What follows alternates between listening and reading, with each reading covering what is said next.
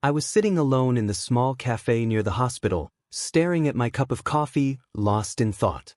The world around me seemed distant, muffled, like I was underwater.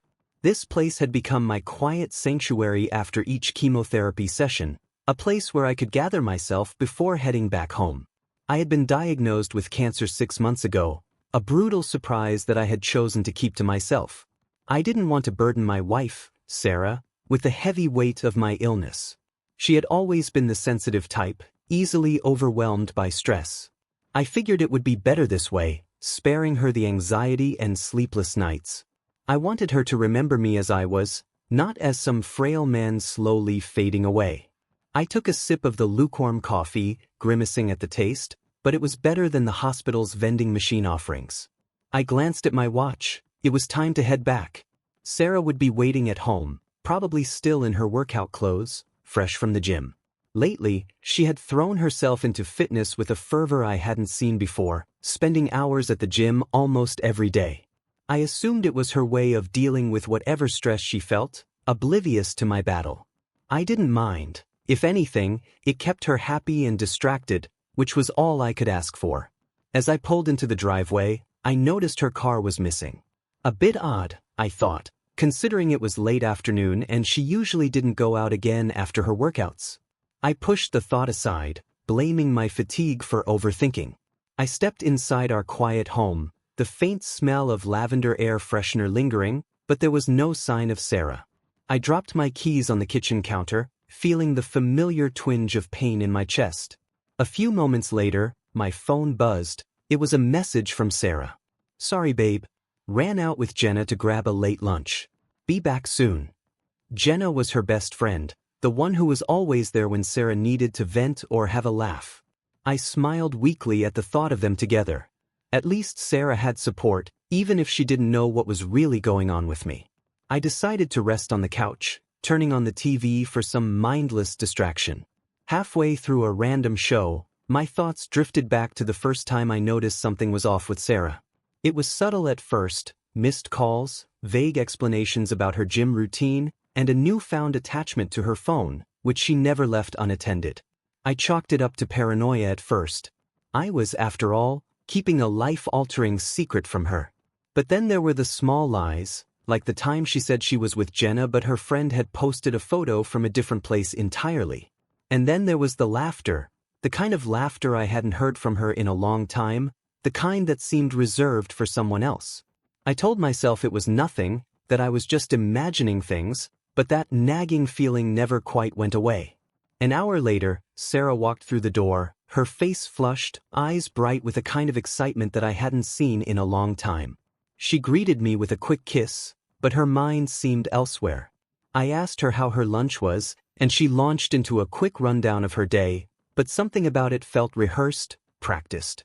I wanted to ask more, to dig deeper, but I was too tired, too wrapped up in my own ordeal to push. We spent the rest of the evening in the usual routine, but the distance between us was palpable, as if we were in the same room but miles apart. That night, as Sarah slept beside me, I found myself scrolling through old photos of us on my phone.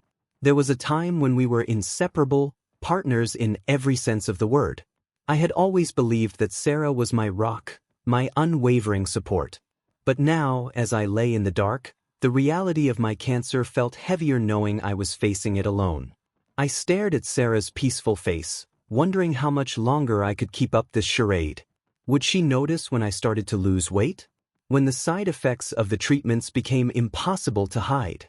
I closed my eyes, pushing away the creeping thoughts of despair. I had to stay strong for her, for us. I had to believe that she was still the woman I married, the one who would be there when I finally had no choice but to tell her the truth. Little did I know, she already knew. And that was only the beginning of our unraveling. The days passed in a blur of routine and exhaustion. Between managing my treatments and keeping up the facade of normalcy, I barely had the energy to focus on anything else. Sarah continued her usual activities, but something about her felt off, distant. It was as if we were living parallel lives, each consumed by our own secrets. I often wondered if she sensed that something was wrong, but if she did, she never let on. One evening, I was out on the back porch, nursing a glass of whiskey, when Jenna called me. It was odd.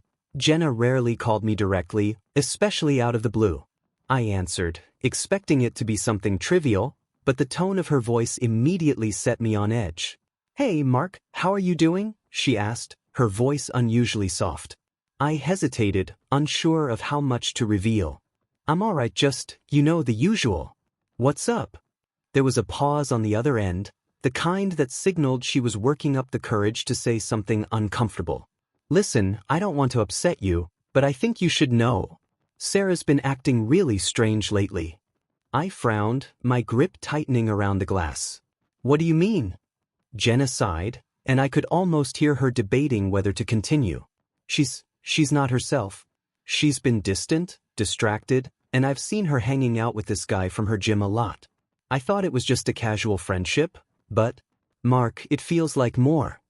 The words hit me like a punch to the gut, knocking the wind out of me. I tried to keep my voice steady. "Who is he?" "His name is Alex. He's some kind of personal trainer at the gym. Sarah's been spending a lot of time with him. I didn't think much of it at first, but she's changed. It's like she's under some kind of spell, Mark. She's not herself anymore." I sat in stunned silence, my mind racing as Jenna's words echoed in my ears. "Sarah? My Sarah?" It felt impossible, like some cruel joke, but deep down, I knew Jenna was telling the truth. It explained everything. The late returns, the secrecy, the strange behavior. "She knows, Mark," Jenna continued, her voice breaking slightly. "About your cancer. She found out months ago. She didn't tell you because, I don't know why. At first, she was devastated, crying every day. But then she met Alex and everything changed. It's like she doesn't care anymore. I'm sorry, I really am. I just thought you should know." I couldn't process it all at once. The thought that Sarah knew about my illness and still chose to keep it a secret while drifting into the arms of another man was unbearable. I thanked Jenna in a daze, hanging up without fully realizing what I was doing. My hands shook as I set the glass down, the amber liquid sloshing over the edge. Sarah returned home an hour later, her face flushed from what she claimed was an intense workout. She seemed lighter, happier in a way that felt like a betrayal. I watched her move around the kitchen, humming softly, completely oblivious to the storm brewing inside me. Every smile, every casual touch felt like a lie. I wanted to scream, to demand answers, but I didn't know how. I didn't even know where to start. Over the next few days, I couldn't stop myself from digging deeper. I began to notice things I had ignored before. Messages on her phone that she quickly hid, her sudden disappearances on weekends, and the way she lit up whenever she mentioned Alex's name. I followed her one evening, feeling like a criminal in my own marriage, and watched as she met him outside the gym. They laughed together, standing close, his hand casually resting on her back. I wanted to rush over, to rip them apart, but I couldn't bring myself to move. I felt paralyzed, trapped between disbelief and the crushing reality of what my life had become. One evening, when Sarah was out again, I finally broke down. I called Jenna, needing to hear the truth from someone other than the lying whispers in my head. She confirmed everything. How Sarah had confided in her about my diagnosis, how she had cried endlessly, only to shift gears when Alex entered the picture. Jenna even mentioned that Sarah had started to believe that Alex was some kind of savior, someone who made her forget her pain, even if it meant abandoning her husband in his darkest hour. "It's like he has some kind of hold on her, Mark," Jenna said. "I've tried talking to her, but it's like she's hypnotized. She's not thinking straight, and I don't know how to get through to her." I thanked Jenna again, hanging up as my vision blurred with tears. I was torn between heartbreak and rage, unable to comprehend how Sarah could turn her back on me when I needed her the most. I had kept my cancer a secret to protect her, but she had known all along and still chose someone else. The next morning, Sarah was up early, dressed in her gym clothes and smiling as if nothing was wrong. I watched her pour herself a cup of coffee, humming the same cheerful tune that had become a haunting soundtrack in our home. "Do you love him?"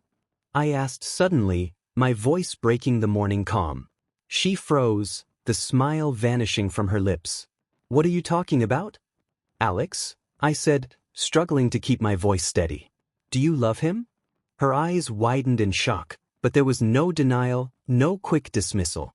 Instead, there was only silence, the kind that speaks louder than any words. I could see the truth written all over her face, and it broke me. Sarah didn't say anything as she turned and left the house, but her absence was all the answer I needed. I sat at the kitchen table, staring at the empty cup she had left behind, feeling more alone than I ever had before. Sarah's betrayal wasn't just about infidelity, it was about abandoning the vows we had made, the promises that were supposed to withstand even the darkest of times. I knew then that something had to change, that I couldn't keep living like this. My illness was no longer the worst part of my life. Sarah's betrayal had taken that title, and I was determined to confront it, no matter the cost. The following days were agonizing. Each moment felt like an eternity as I wrestled with my emotions, anger, betrayal, and a deep, aching sadness that seemed to have no end. Sarah continued her routine, slipping out at odd hours and returning with that distant, glazed look in her eyes. She tried to maintain the facade of our normal life, but we both knew it was shattered beyond repair. I couldn't stand the silence anymore. I needed answers, and I needed to confront the man who had inserted himself into our lives, exploiting Sarah's vulnerability while I fought my private battle. One night, after Sarah left for what she claimed was a late gym session, I decided it was time. I followed her in my car, keeping a safe distance as she drove across town. My heart pounded with every turn, the weight of what I was about to do pressing heavily on my chest. Sarah pulled into a dimly lit parking lot next to a small, nondescript building. I watched as she stepped out of her car and walked inside, her pace quick and purposeful. Moments later, Alex appeared in the doorway, greeting her with a smile that made my blood boil. They embraced, and he whispered something in her ear that made her laugh. A sound that used to be mine. I waited until they disappeared inside before getting out of my car, my hands trembling with anger. I approached the door, half hoping it would be locked, but it swung open easily. The place was dark, lit only by the soft glow of neon signs advertising fitness classes and personal training sessions. I moved quietly, listening for their voices, and followed the faint sounds of laughter and conversation. I found them in a small office at the back, leaning close, their faces inches apart. They hadn't noticed me yet, too wrapped up in whatever twisted fantasy they were living. For a brief moment, I hesitated, questioning whether I was ready to face them. But the sight of Alex's smug grin and Sarah's dreamy expression pushed me forward.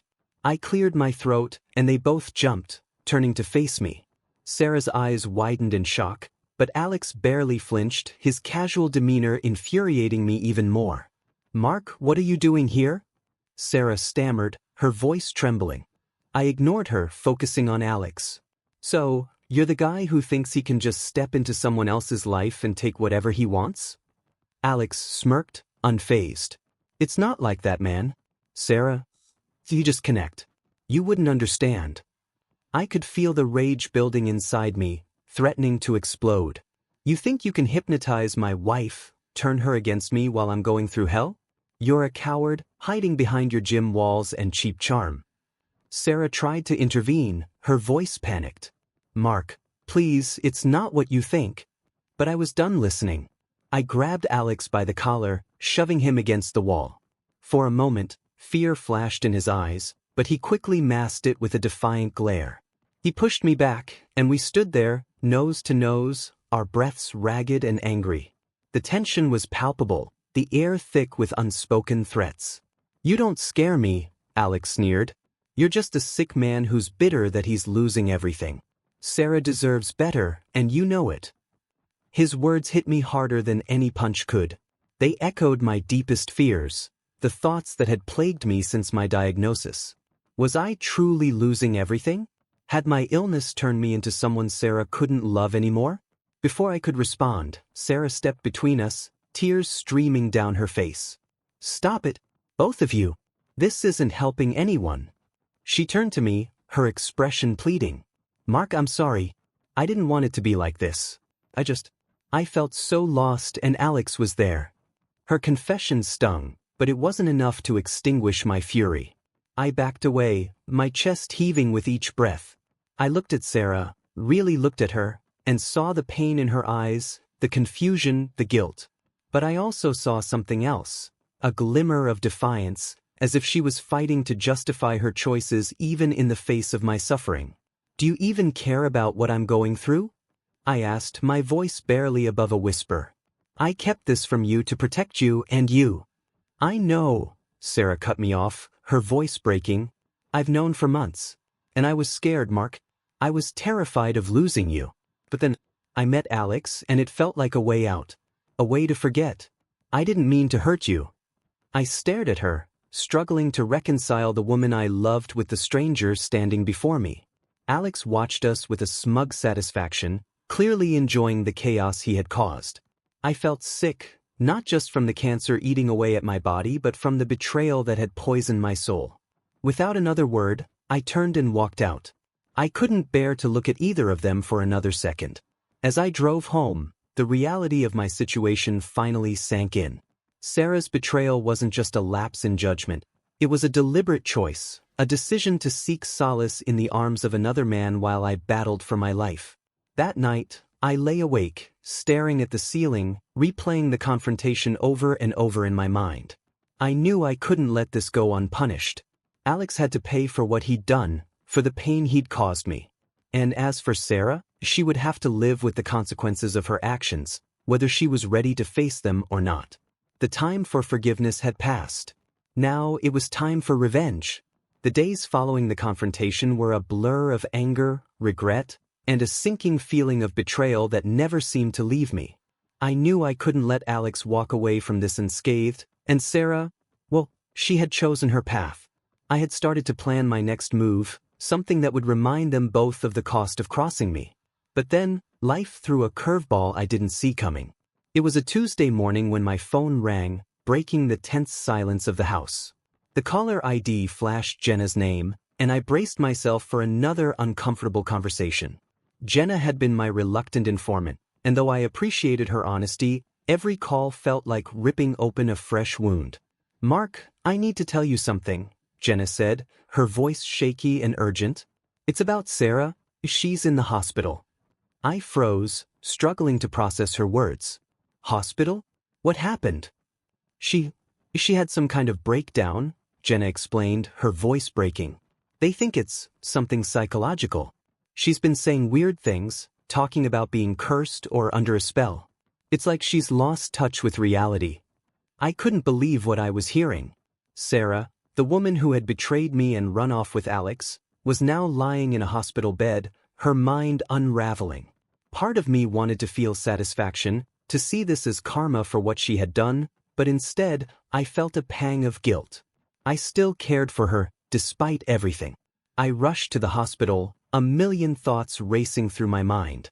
When I arrived, I found Sarah in a sterile room, staring blankly at the ceiling. Her once vibrant eyes were now hollow, and she looked fragile, broken. The doctors explained that Sarah had suffered a severe psychological episode, likely triggered by a buildup of stress and emotional turmoil. They mentioned strange delusions, hints of paranoia, and the belief that Alex had manipulated her into everything she'd done. It was then that something unexpected was revealed. Alex had a history of manipulation and psychological abuse with other women. I discovered that he wasn't just some smooth-talking gym trainer. He was a master manipulator who used subtle forms of control, including what the doctors referred to as gaslighting and other psychological tactics, to make Sarah believe she was powerless without him. He had isolated her from her friends, twisted her perception of reality, and used her fear of my illness against her. The real shock came when Jenna pulled me aside and showed me messages Sarah had sent her, messages filled with erratic thoughts and desperate pleas for help that Jenna hadn't known how to respond to. One message stuck out: "I don't know what's real anymore. Alex says I should leave Mark, that he's making me sick, but I don't want to hurt him. I feel trapped."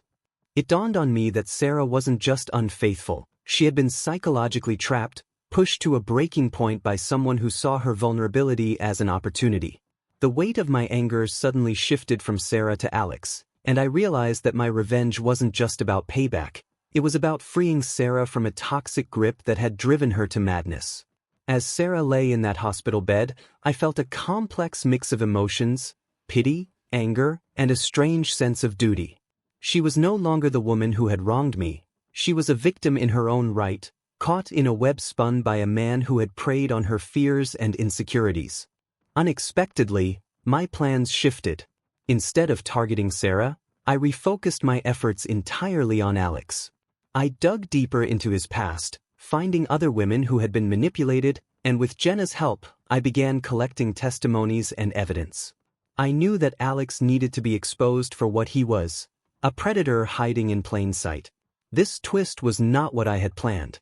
I had expected to find simple answers, but what I uncovered was a dark truth that turned my anger into a new kind of resolve.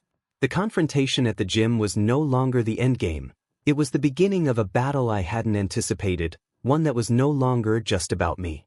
Sarah's breakdown haunted me in ways I hadn't anticipated. It was one thing to deal with betrayal. It was another to face the fact that she had been manipulated into losing herself completely. My anger towards her began to morph into something else, an unsettling mix of pity and guilt. I still couldn't forgive her, but I could no longer ignore the role Alex had played in pushing her to the brink. I spent days collecting information about Alex, digging into his past with the help of Jenna and other women who had been victimized by him. The more I uncovered, the more dangerous and calculated Alex appeared. He wasn't just a smooth-talking trainer, he was a predator, using his charm and influence to control vulnerable women. With each piece of evidence, my resolve to take him down grew stronger. One afternoon, Jenna called me with another lead. I found someone else, Mark. Her name's Lisa, and she has a similar story. Alex manipulated her too, and she's willing to talk. I met Lisa at a small cafe, where she nervously recounted her experience. She described Alex's charm, his persistence, and how he slowly took over her life. He made me feel special, Lisa explained, her voice trembling. But then he started controlling me, telling me who I could talk to, what I should wear. He said he was protecting me, but it felt like he was trapping me. Listening to her, I realized Alex's pattern was always the same. He targeted women when they were most vulnerable, weaving himself into their lives and then twisting their reality until they didn't know up from down. Sarah's messages now made sense. She hadn't just been unfaithful, she had been ensnared. Armed with testimonies and evidence, I decided it was time to confront Alex one last time, not just for me, but for Sarah and the other women he had hurt. I arranged a meeting at his gym under the guise of wanting to talk things through. He agreed, likely confident that he still had the upper hand. But this time, I wasn't the wounded husband he could brush off. I arrived at the gym early, the building almost empty. Alex greeted me with his usual smug smile, but I could see a flicker of unease in his eyes. He knew I wasn't here to reconcile. We sat in his office, a small, dimly lit room that now felt more like a cage than a sanctuary. "I know what you've been doing," I said, breaking the tense silence. "Not just to Sarah, but to other women. I've spoken to them. I have evidence." Alex leaned back, trying to keep his composure, but I could see the cracks forming. "You're just a bitter man looking for someone to blame. Sarah made her choices. You think this is about blame?" I shot back, my voice steady. "This is about what you are, a manipulator. You prey on vulnerable women and twist their lives for your own gain. You broke Sarah, and you've broken others. But this ends now." I pulled out my phone, showing him the messages, testimonies, and evidence Jenna and I had gathered. As Alex scrolled through, his expression shifted from arrogance to fury. He realized his carefully constructed facade was crumbling, and there was nothing he could do to stop it. "You think this is enough to stop me?" he sneered, trying to regain control. "You don't know who you're messing with." But I was ready for him. I had already sent everything to the police and the gym's management. Alex wasn't just losing his reputation. He was losing his job, his freedom, and the power he wielded so carelessly. "I don't need to fight you, Alex," I said, rising from my seat. "You've already lost." I walked out of that gym feeling something I hadn't felt in months: control. Alex's reign of manipulation was over, and though it wouldn't undo the damage he had caused, it was a start. I knew there would be a long road ahead for Sarah and the other women, but at least now, they had a chance to reclaim their lives without his shadow looming over them. That evening, I visited Sarah in the hospital. She was still fragile, her mind a jumble of confusion and regret, but there was a faint light in her eyes that I hadn't seen before. I sat beside her, holding her hand, and for the first time, we talked, really talked, about everything. "I'm sorry," she whispered, tears streaming down her face. "I was so scared, and he made me believe things that weren't true." I squeezed her hand gently. "I know, but you're safe now. We're going to get through this, one way or another." For the first time in a long time, I felt a glimmer of hope. We were broken, but we weren't beyond repair. And that was more than I had ever expected. After confronting Alex and exposing him for the manipulator he truly was, I thought I'd feel some sense of victory or closure.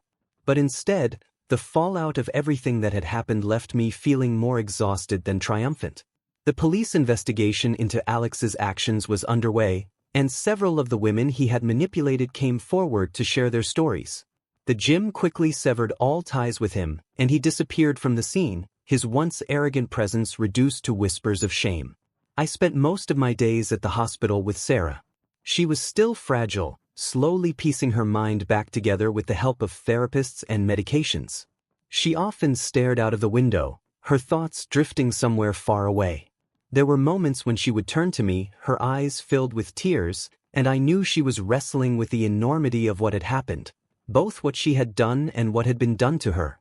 "Mark, I don't even know who I am anymore," she said one afternoon, her voice small and broken. "I don't know how to fix this." I sat beside her, unsure of how to respond. I wasn't sure how to fix it either, but I knew I couldn't abandon her now, not when she was so lost. "We'll figure it out together," I said, though I wasn't sure if I believed my own words. We were two people adrift, clinging to whatever scraps of hope we could find. The days were long, and the nights even longer. Sarah's nightmares became frequent, vivid scenes of Alex's influence playing out in twisted versions of reality. She often woke up screaming, disoriented and drenched in sweat. I stayed by her side, holding her hand, trying to be the anchor she needed. But the truth was, I was still battling my own demons, my illness, the betrayal, and the heavy weight of uncertainty about our future. One night, Sarah's therapist asked to speak with me alone. I was reluctant at first, unsure of what more there was to say, but I agreed. She led me into her office, where the walls were lined with books on trauma, mental health, and recovery. "I've been working with Sarah, and she's making progress," the therapist began, her tone calm yet serious. "But Mark, you need to understand something. Sarah's recovery won't just be about getting over what Alex did to her. It's going to be about facing what she did to you as well." I nodded, feeling the familiar sting of betrayal. "I know. It's not easy." The therapist leaned forward, her expression softening. "I've seen this before, how manipulation can make people do things they never thought they would. But Sarah has to own her part in this. She has to come to terms with the choices she made, even if they were influenced by Alex. And you have to decide what you want. Whether you can forgive, whether you can rebuild, or whether it's time to walk away." I sat there, absorbing her words. I had been so focused on exposing Alex and helping Sarah that I hadn't allowed myself to truly confront my own pain. The therapist was right. Sarah wasn't the only one who needed healing. I did too.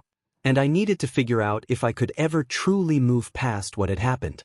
As I drove home that night, my mind raced with conflicting thoughts. I loved Sarah. That much was undeniable.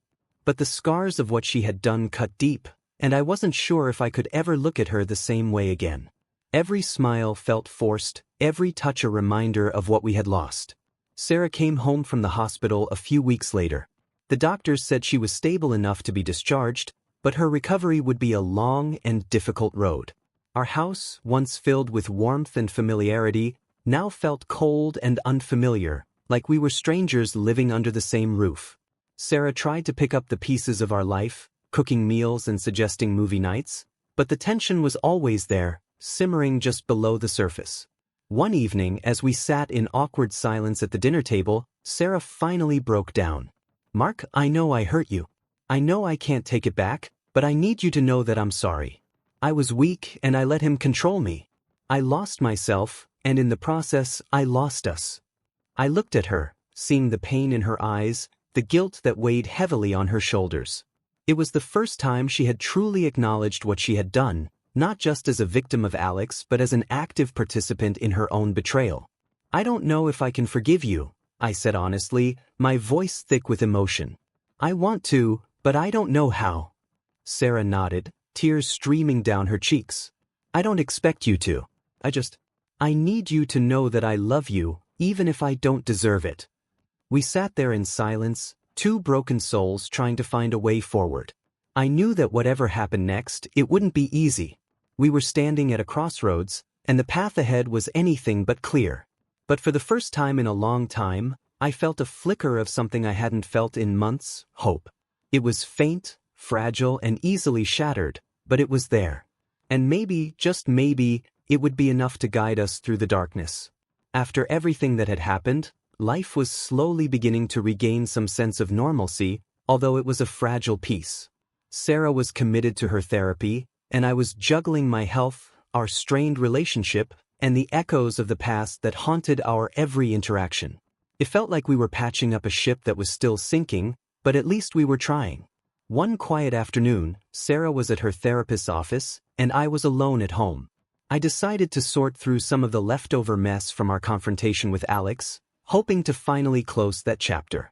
As I rummaged through the paperwork, old bills, and forgotten belongings, I stumbled upon Sarah's laptop, which she hadn't touched in months.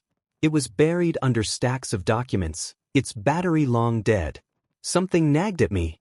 Sarah had been so engrossed in her sessions with Alex, so involved in whatever they were doing, that I couldn't help but wonder if there were still secrets left to uncover. I plugged the laptop in, waited for it to power up, and logged in using Sarah's usual password. As the desktop loaded, my heart pounded with a mixture of anxiety and dread. I wasn't sure what I was looking for, but I knew I needed answers.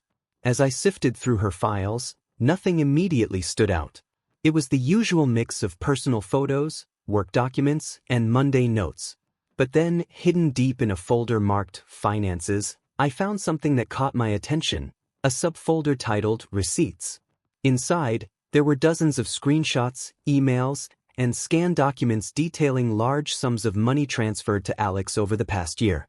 The amounts were staggering, and they weren't just gym fees or casual loans. They were payments, carefully documented with vague descriptions that suggested Sarah had been supporting Alex financially for a long time. One email exchange between Sarah and Alex confirmed my worst suspicions. Sarah had been paying off Alex's debts, gambling debts, to be precise. He wasn't just her lover, he was using her as a financial lifeline, draining her savings while keeping her emotionally tied to him. The man who had pretended to be her savior was, in fact, exploiting her every step of the way. As I scrolled through the emails, I found something even more disturbing.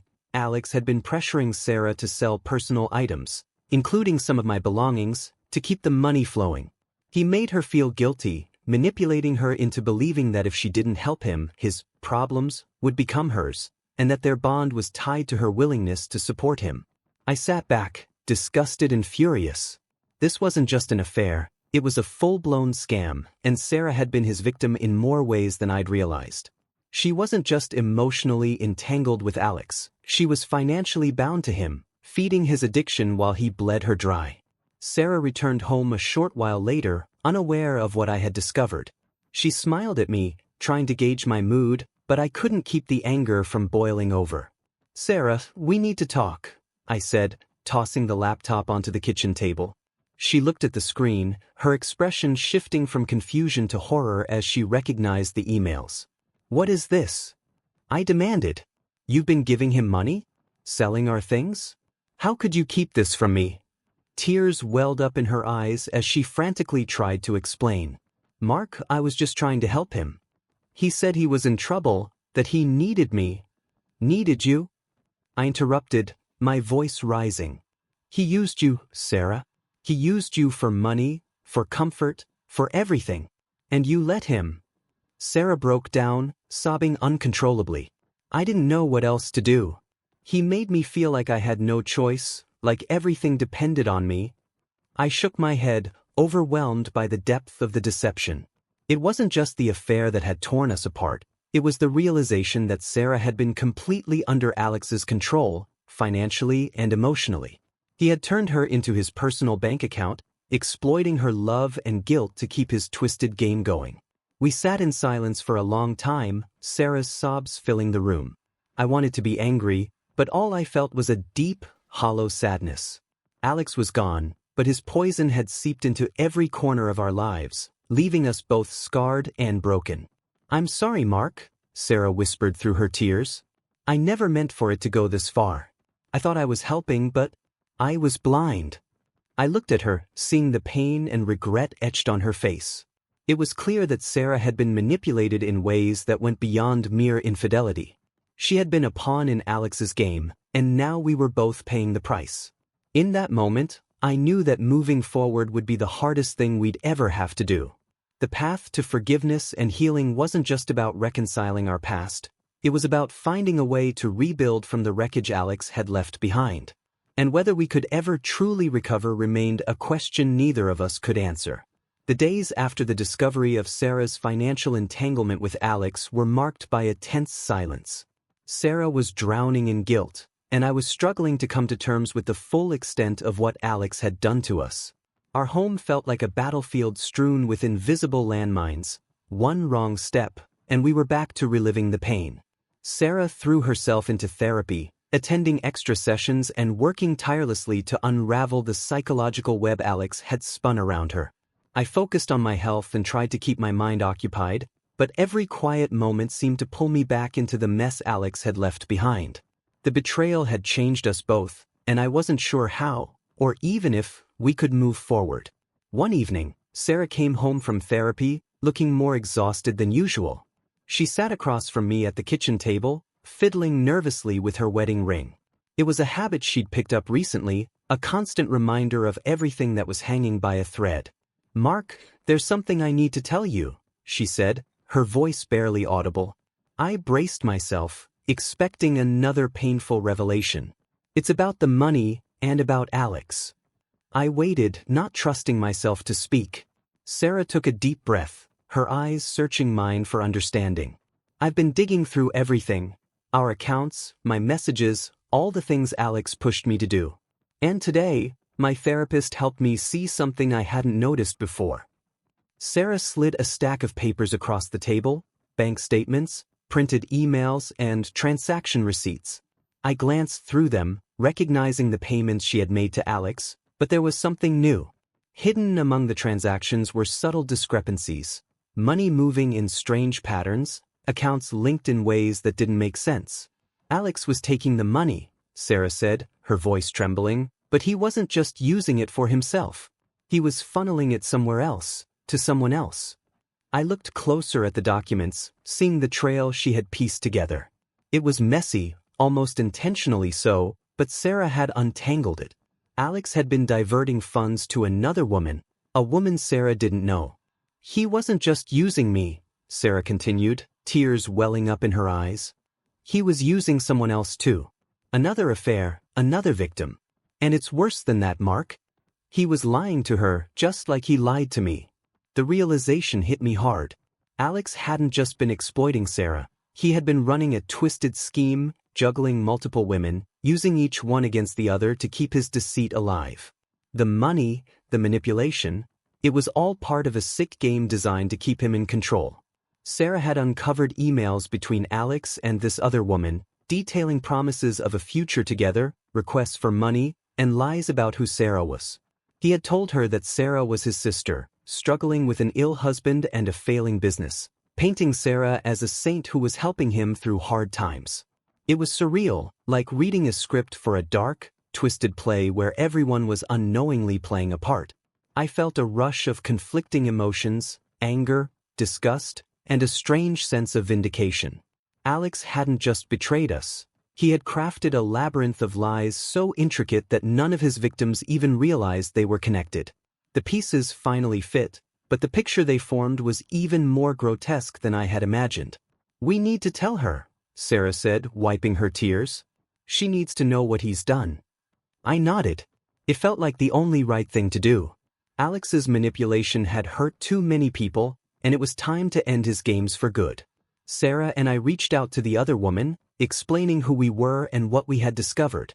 It was an awkward, painful conversation, but she listened, her shock mirroring our own as she pieced together the truth. "I had no idea," she whispered, her voice shaking. "He told me everything was fine, that we were building a life together. I thought he loved me." The three of us talked for hours, sharing stories, comparing notes, and filling in the gaps Alex had left. It was cathartic in a way, like closing the final chapter of a nightmare. By the end, the other woman thanked us, her gratitude tinged with heartbreak.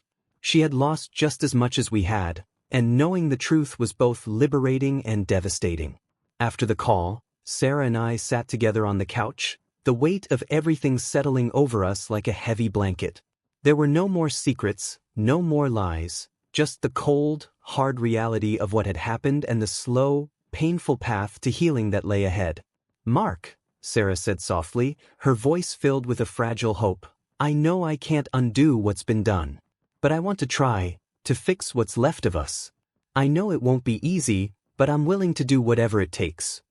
I looked at her, seeing the sincerity in her eyes, and for the first time, I felt a flicker of something I hadn't allowed myself to feel in a long time: forgiveness. It wasn't complete, and it wasn't going to erase the past, but it was a start. "I want that too," I said, taking her hand. "We're not perfect, and this is going to take time, but we can try." Sarah squeezed my hand, and for a moment, the pain and betrayal faded into the background. We were still broken, still scarred, but we were facing the future together, and that was something Alex could never take away. As we sat in the quiet of our living room, I realized that healing wasn't about forgetting the past, it was about accepting it, learning from it, and finding the strength to move forward, no matter how uncertain the road ahead might be.